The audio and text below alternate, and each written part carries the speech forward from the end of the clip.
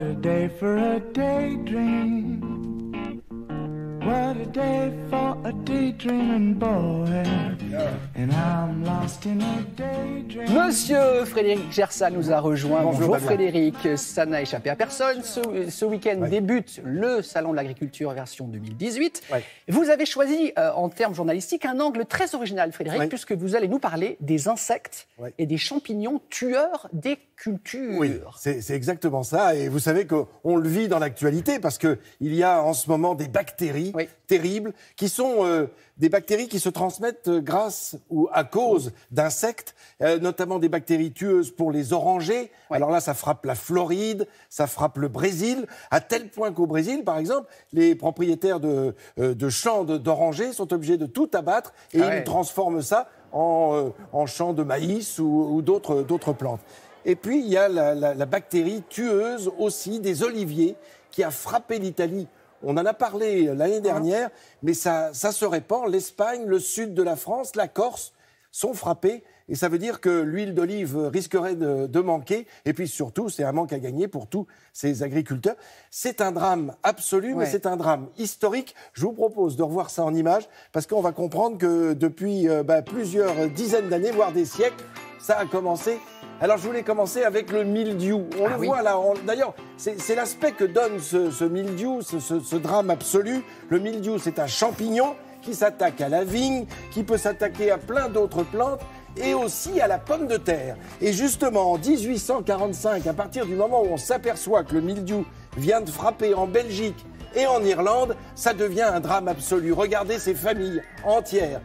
1 million d'Irlandais vont mourir de faim parce que c'est la plante qui est la plus cultivée pour nourrir entièrement cette population.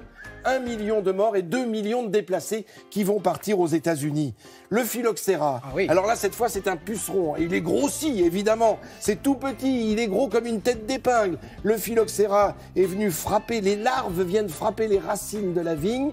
Et ce sont des hectares de vignes qui ont été décimés en 1863. Et tout cela est arrivé, pourquoi ? À cause des bateaux à vapeur. Tant qu'ils étaient à voile, ils traversaient le puceron et ils mouraient dans la traversée parce que ça allait assez lentement. Dès qu'on est passé à la machine à vapeur, eh bien ça a été beaucoup plus vite. Du coup, le puceron a survécu à ce transport et est arrivé jusqu'en France. Enfin, je voulais vous parler de cette terrible maladie là qui décime les platanes du canal du Midi. C'est le chancre coloré.